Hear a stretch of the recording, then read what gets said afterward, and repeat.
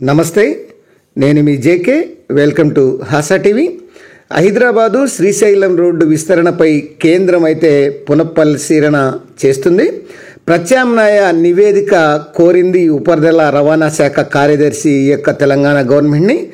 ఈ elevated corridor కాకుండా ఇంకేదన్నా చూడమంటే ఈ కేబుల్ కార్ మార్గాన్ని మాత్రం ఇది ఏర్పాటు చేయాలని ప్రతిపాదనలు తీసుకొచ్చారు. దాని వివరాలను ఈ వీడియో ద్వారా వివరిస్తాను. వీడియో చివరి దాకా చూసి ఒక్క లైక్ ఇచ్చి ఛానల్ని సబ్స్క్రైబ్ చేయండి ఫ్రెండ్స్. హైదరాబాద్ నుంచి శ్రీశైల పుణ్యక్షేత్రం మధ్య రోడ్డు విస్తరణలో భాగంగా ఈ నల్లమల్ల అటవీ ప్రాంతం ఉంది. ఈ నల్లమల్ల అటవీ ప్రాంతంలో తలపెట్టినటువంటి భారీ ఎలివేటెడ్ కారిడార్కు తెలంగాణ గవర్నమెంట్ ప్రతిపాదించింది. ఈ మేరకు కేంద్రానికి కూడా దాని డిపిఆర్ రిపోర్టును అయితే పంపించింది. దీని మీద కేంద్ర ఉపరితల రవాణా శాఖ దృష్టి పెట్టింది. దాదాపు 45.42 కిలోమీటర్ల నిడివితో ఈ మార్గంలో భారీ ఎలివేటెడ్ కారిడార్ను ప్రతిపాదించిన విషయం తెలిసిందే.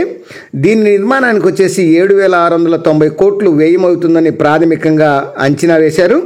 ఇంత భారీ వ్యయంతో ఎలివేటెడ్ కారిడార్ నిర్మించే బదులు 2,270 కోట్ల రూపాయలతో పూర్తయ్యేటువంటి ఈ కేబుల్ కారిడార్ నిర్మాణ దీనిపై దృష్టి పెట్టింది.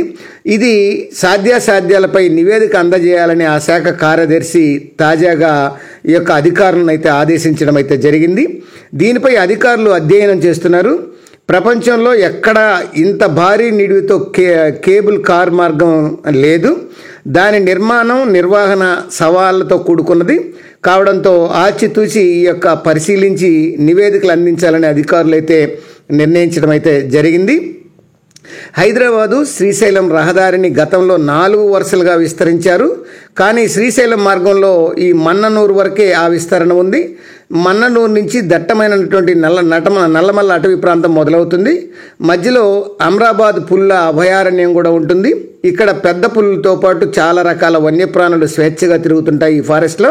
వాటికి అంతరాయం కలగకూడదన్న ఉద్దేశంతో మన్ననూరు నుంచి శ్రీశైలం వరకు రోడ్డును విస్తరించలేదు.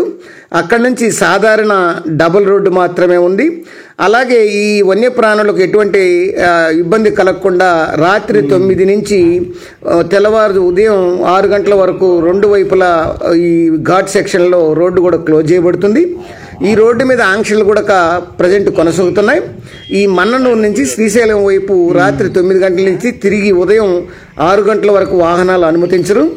పగటిపూట మాత్రమే వాహనాలు ఈ రూట్లో తిరుగుతుంటే అనుమతిస్తారు. శ్రీశైలం పుణ్యక్షేత్రానికి వచ్చేటువంటి భక్తుల సంఖ్య క్రమంగా రోజుకు పెరుగుతుంది. ఈ ప్రాంతంలో వాహనాల రద్దీ పెరిగి ఇబ్బందులు ఎదురవుతున్నాయి. దీంతో కొంతకాలంగా రోడ్డును విస్తరించేటువంటి ప్రయత్నాలు జరుగుతున్నాయి. కానీ ఈ వన్యప్రాణులకు ఇబ్బంది ఎదురయ్యేటువంటి అవకాశం ఉండడంతో అటవీ శాఖ అందుకు అనుమతులు ఇవ్వడం లేదు. ఈ నేపథ్యంలో ఎలివేటెడ్ కారిడార్ ప్రతిపాదన తెర మీదకి వచ్చింది.